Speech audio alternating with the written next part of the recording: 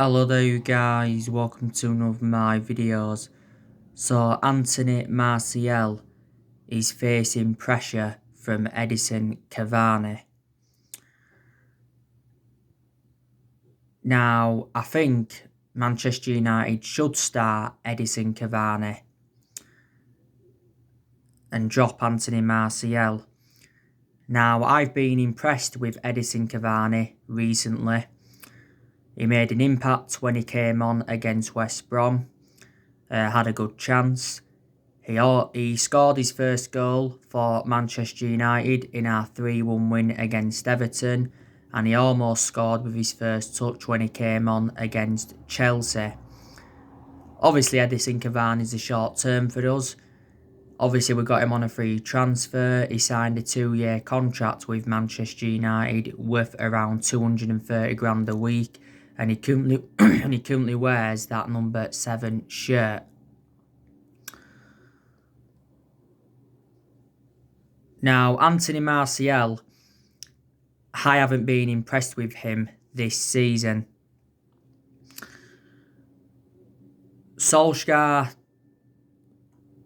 recently explained why he has been struggling this season, and he said it was mainly because of the 3-match suspension that he had in the Premier League because he got sent off in our 6-1 defeat to Tottenham, but in reality he shouldn't have been sent off.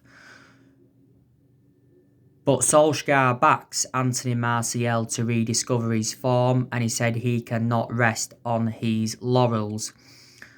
Martial was good last season under Ole. He scored around 23 goals. He was also good in his debut season under the Louis van Gaal era. Martial's endured over 5 years now at Manchester United.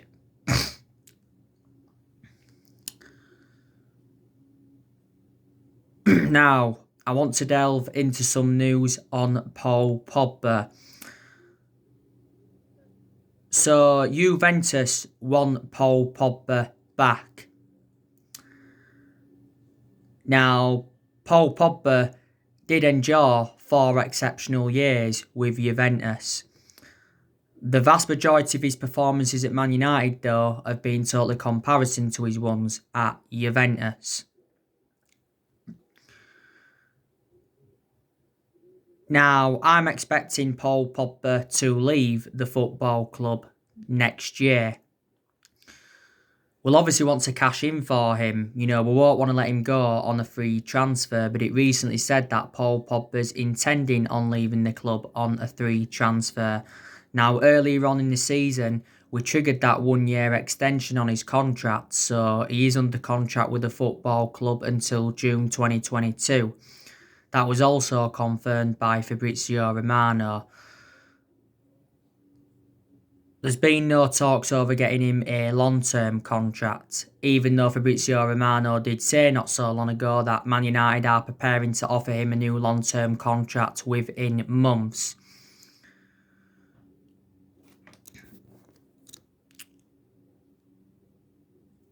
But Ole has revealed that Paul Pogba is unhappy at the football club. Main explanation is because he has lost his place in the team. He's only started like 2 of our last 8 games. Pogba made a few comments recently saying that this season's been the most difficult period in his career. He said playing for France is a breath of fresh air. And in general, he was talking about his Man United struggles this season. And reflect on them comments, he did receive quite a lot of criticism. But prior to the West Brom game, Solskjaer said he was backing Paul Pogba to improve because Ole's obviously had one-to-one talks with Paul Pogba. By the way, Ole has confirmed that Pogba's going to be available for tonight's game against Istanbul Başakşehir, because he did miss our game against West Brom because he had an ankle injury. Didier Deschamps has been talking a lot about him, the France manager, and he says that obviously Paul Pogba cannot be happy with his situation at Manchester United. Obviously for being left on the bench and for playing out of position, and he was saying like he understands Paul Pogba better than Solskjaer. Peter Crouch, by the way, has come out and said we need to put Paul Pogba in more of an advanced role, put him further forward so we can try and get the best out of him. This is his 5th season at the football club since he rejoined, and he has made over 100 appearances for us in all competitions. He's won 3 trophies at the club so far, and that was the Europa League, the League Cup and the Community Shield. He did endure a difficult time under the Jose Mourinho era, but so too did all our top players.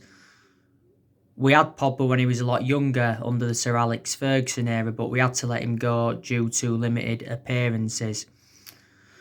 He's our most expensive signing at the moment because we paid just over £89 million for him. Not only that, he's one of the highest paid players at the football club because he's on around 290 grand a week on his current contract. Earlier on this season, Paul Pogba made an admission saying that one day his dream is to join Real Madrid. He's been relentlessly linked with a move to Real Madrid. He said last year he wanted to leave Man United because he was seeking for a new challenge. PSG have been in for him before, and so too have Barcelona. We will get more than the £89 million that we paid for him, that's for sure. But during the summer transfer window, Pogba's agent Mini Raiola came out and said that Pogba wanted to stay and he would hold talks over a new long-term contract. Obviously, it hasn't happened. Pogba was out for the vast majority of last season because he had an ankle injury. So that is the breaking news on that.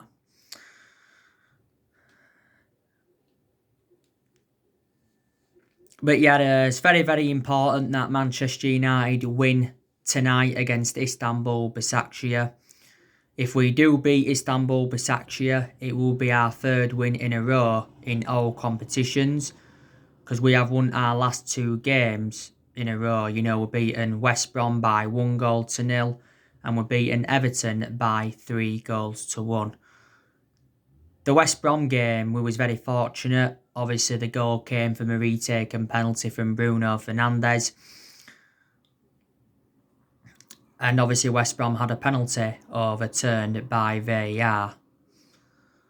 It was a bad performance, but we still won the game. And that was our first win at Old Trafford in the Premier League this season. The Everton game wasn't brilliant, but it was a much better performance than the West Brom one.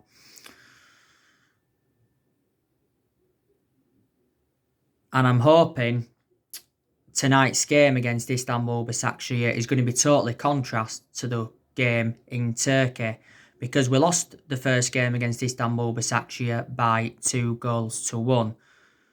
And obviously that was Istanbul Başakşehir's first ever win in the Champions League because it's their first ever time in the Champions League. They was only formed back in 1990. Obviously, we need at least 10 points to get into the knockout stages. I'm very, very convinced we'll get into the knockout stages of the competition.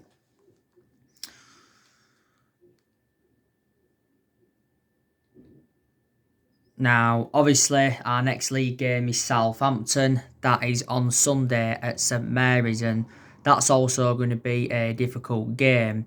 Southampton have been in very, very good form. They did draw recently with Wolves 1-1. They are now sitting 5th in the Premier League and they have registered 17 points from their opening 9 league games. The game at St Mary's last season was 1-1. The game at Old Trafford was 2-2. Ralph Hasenhüttl has really turned Southampton around though, so you've got to give him a lot of credit. And Southampton have got some good players in their team. They've obviously got the likes of Danny Ings, they've got Stuart Armstrong. By the way, Danny Ings has been injured. They've got Nathan Redmond. They've got Theo Walcott. They've got Obafemi.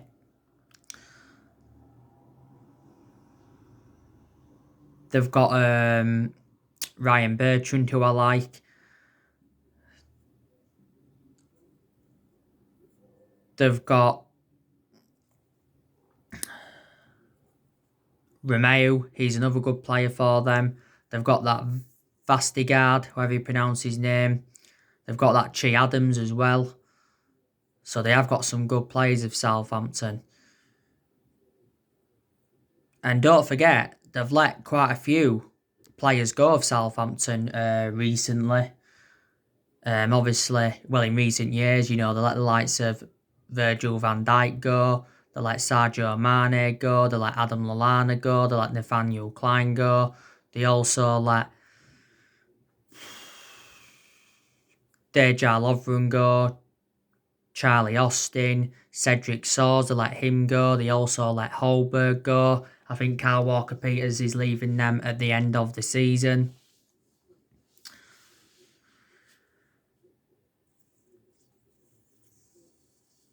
So yeah, and Mario Lemina, they also loaned him out.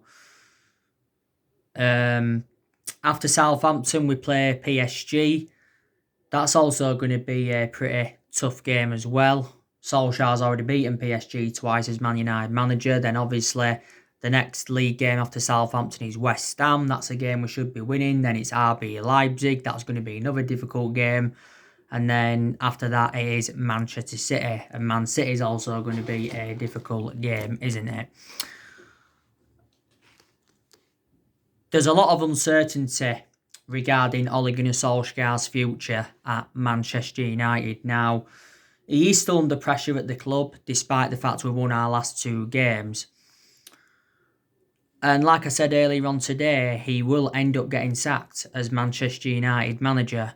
He won't get sacked at the moment, though. We're obviously going to see how the next 5 or 6 games go. It's alright getting the results, but obviously the performance has got to match the result. And Solskjaer's got a few issues to solve at the football club. He's obviously got to solve the Paul Pogba issue. He's got to work out his best midfield. He's got to identify his best 11. He's also got to select the right formation. He's gone a lot with that 4-2-3-1 formation since he got appointed in as Manchester United manager, but for me, that formation doesn't really seem to suit our standards. A few times we've gone with that 4-3-3. In like the big games, Ollie's gone with a 3-5-2 formation. But not all of the blame stems from Ollie reflecting on our inconsistency. Some of the blame stems from him, don't get me wrong. But obviously, the board is one of the biggest problems at the club. We've had problems with the board at the club for several years, reflecting now poor our recruitment policy's been and that, and obviously we've overpaid for players. And none of our managers have been backed since the Sir Alex Ferguson era. Moyes wasn't backed, Van Gaal wasn't backed, Mourinho wasn't backed, and Solskjaer hasn't been backed enough because Ollie said a few times during that summer transfer window that he was very, very infuriated with the board. But Woodward came out the other week and said Man United remain absolutely committed to Solskjaer despite our poor start to the season. At the start of this season, I was saying I expect Man U to do well this season. Obviously, it hasn't happened so far. And I said if we could finish in the top 4 this season and if we could win a trophy, that'd represent a good season for Manchester United, and then that would give us something to build on, wouldn't it? And Ollie did well in his first full season, which was last season. He guided us to 3 semi-finals. He got us qualification for the Champions League, and he also got us 3rd place. And I thought Man United would have built on that, but obviously it didn't happen.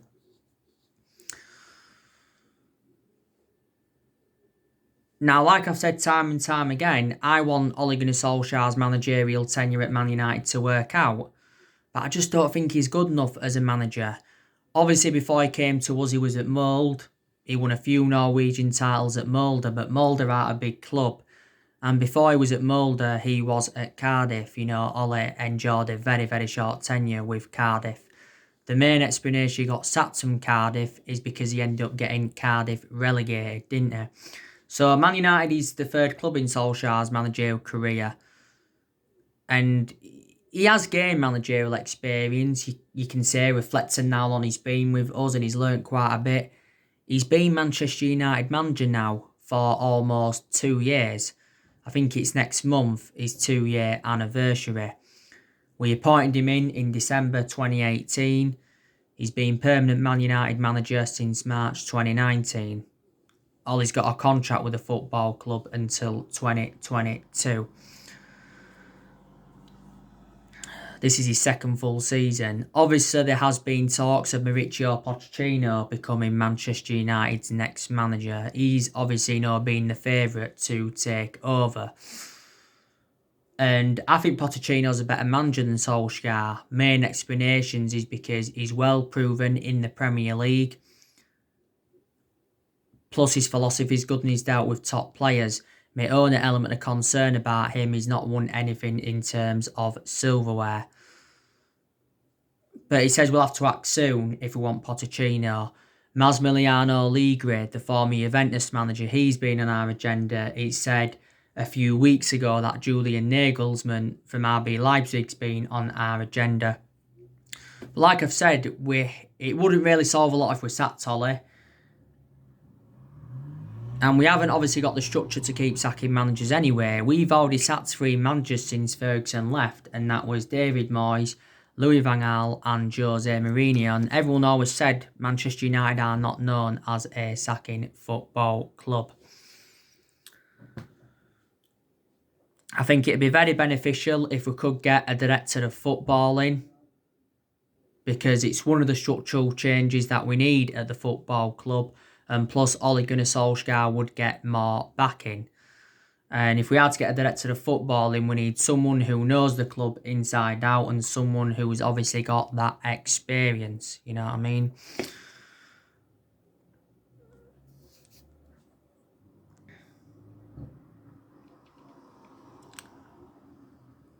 It's good that we are making plans for next year. Obviously, next year, Manchester United are looking to make more signings. We definitely need more signings. There's been a lot of players on our agenda. I think Man United need a centre-half and we also need a right winger. So they are the 2 priorities.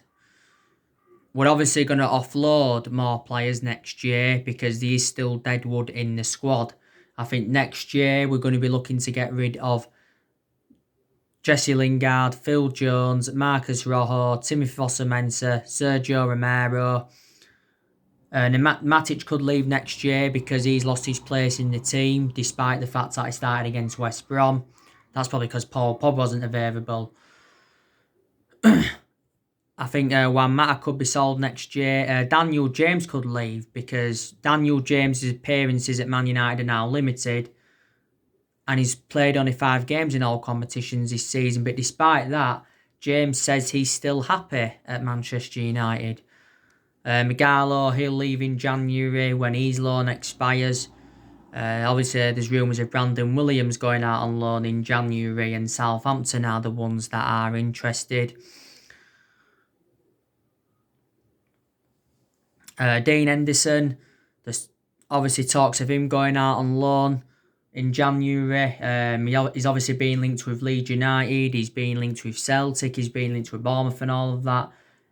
Henderson wants to go out on loan, but Ole confirmed in the press conference yesterday, prior to the Besiktas game, that Dean Henderson wants to stay and he wants to play for Man United.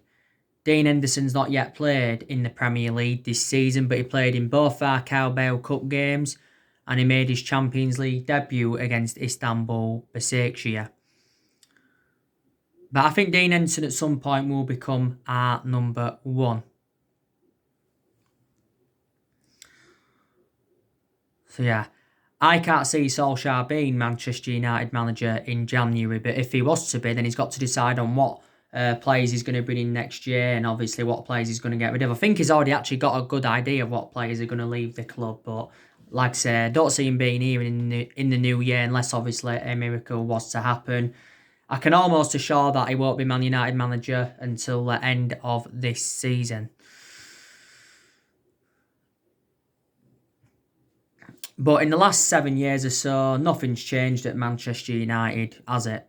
You know, we've just been so inconsistent. You know, we've had different managers with different philosophies. We've spent over £1 billion on players and we've recruited around 36 players in since Ferguson left. Obviously, under the David Moyes era, we brought obviously Fellaini and Mata in. Under Louis van Gaal, we brought players like Schneidlin in, Sebastian Schweinsteiger, Di Maria, Falcao, Memphis Depay, Rojo, Darmian, Martial, Shaw, Herrera, Victor Valdez. Yeah. So we brought a lot of players in under Louis van Gaal. Jose Mourinho, he recommended 11 players into the football club.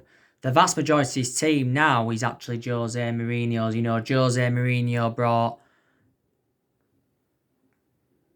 Lee Grant in. He also brought Delo in. They're not here now. He brought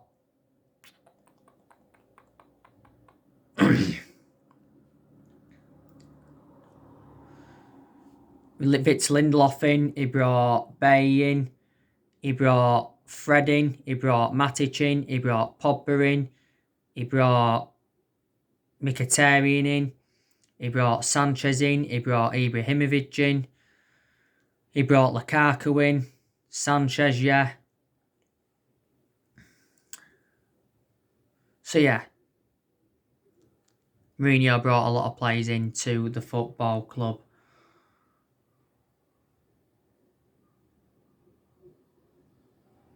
He also brought Fred in as well. And, yeah. And Solskjaer, he's brought around 10 senior players in.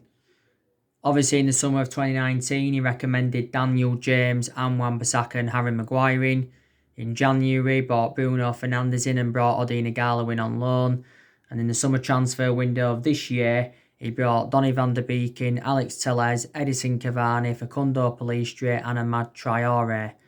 Amad Traore, I heard, will be joining the football club in January. So Ollie's spent over £200 million and he has enjoyed like 4 transfer windows at the club so far. So there you go. You know, we haven't won the Premier League since 2013, so we haven't won it now for like 8 years or so. We've only won 4 trophies since Ferguson left. You know. Now, as you all know, Manchester United have got a few injuries. Obviously, we've got Luke Shaw that's out with a hamstring injury. He's out for 4 weeks, or is it 6 weeks? It's between 4 to 6 weeks he's out for. That's my element of concern about Luke Shaw. He's far too injury prone. Eric Bay, I think he's back now from injury, I heard. Lingard, I don't think he's injured now. He's just self-isolating after coming into contact with someone with coronavirus.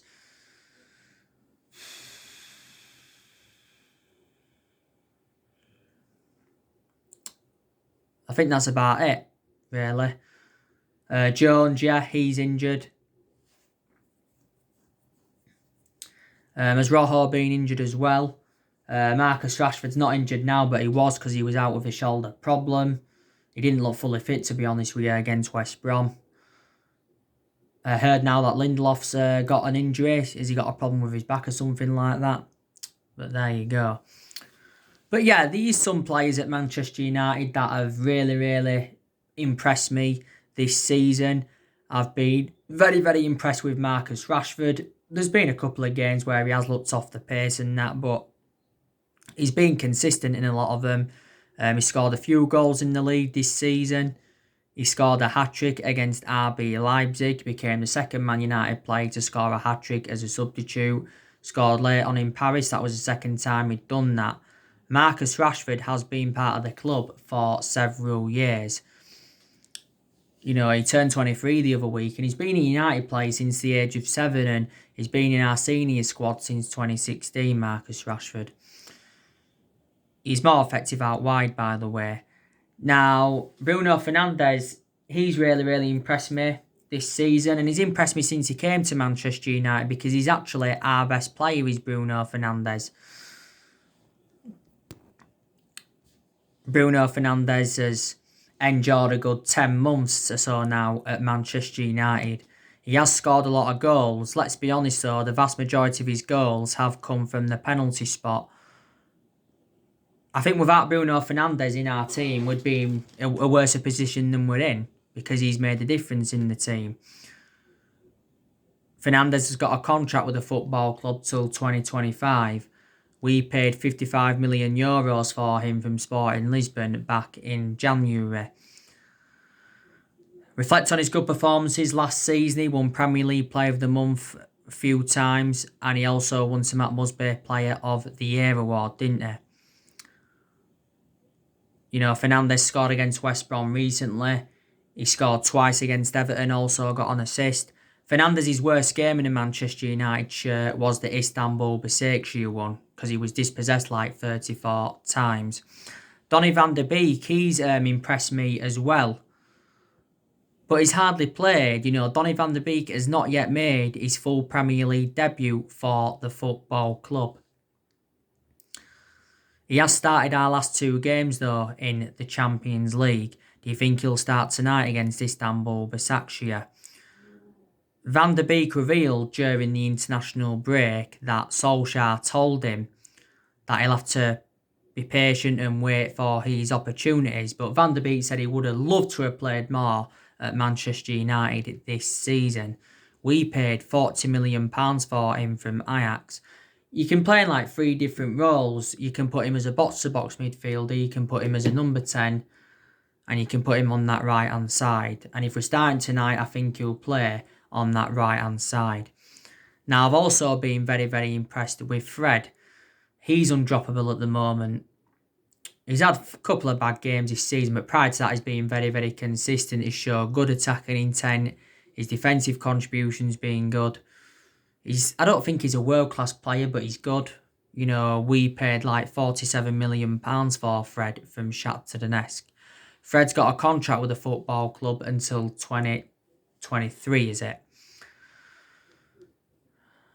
Wan-Bissaka, I've also been very, very impressed with him this season. He's had a couple of bad games. He enjoyed a poor start to the season. Weren't so good against West Brom recently because he was exposed on one-on-one situations a lot. But the games he's played well in, he's showed good attacking intent and his defensive contributions being good. This is Wan-Bissaka's second season at Manchester United. We got him in a deal worth £50 million from Crystal Palace in the summer of 2019. Definitely the foreseeable future for Man United. Harry Maguire, I've also been very, very impressed with him. I like the way he's kept the ball, his composure's been good, he's been very effective in the air. He's also been dangerous from set pieces. I've been critical of Maguire before because he has had some bad games. Don't forget as well, he had early season troubles. Harry Maguire is the most expensive centre-half in the world at the moment because we got him in a deal worth £80 million and he is our current captain. He is our current captain and that. Like I said, Luke Shaw, he impressed me in his last 2 games, but obviously now he's out with a hamstring injury. Edison Cavani, like I mentioned, you know, he's recently impressed me. Juan Mata's impressed me in quite a few of his games this season. You know, Mata did well in both of our Carabao Cup games against Luton and Brighton. He also did well in the games against Newcastle and Chelsea. He weren't so consistent though in the Everton game. He weren't so good in the Başakşehir game and he weren't good in the West Brom game. Mata's had a good career at Man United. He's enjoyed a good 6 years or so now at the football club. Hasn't he? And he's scored over 50 goals for Man United in all competitions and he's made over 200 appearances for the club. We got him in a deal worth £40 million from Chelsea back in 2014. But my element of concern about Mata now, he's lost that yard of pace. Alex Telles, I've been impressed with him. He was very good on his Premier League debut against West Brom. Showed some good attacking intent. Defensive-wise, didn't have much to do. He was also good on his Champions League debut against PSG. I think we got Telles for like 15.4 million, with obviously add-ons included.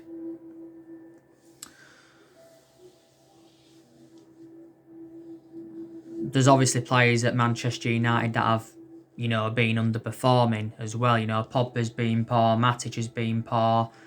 Lindelof's had some good games, but he's also had a lot of bad games. Martial's obviously been poor as well. Obviously, you can't really say Greenwood's been poor or really good this season because obviously he's had quite a few issues with Mason Greenwood, hasn't he? But Solskjaer's obviously been defending Mason Greenwood this season a lot.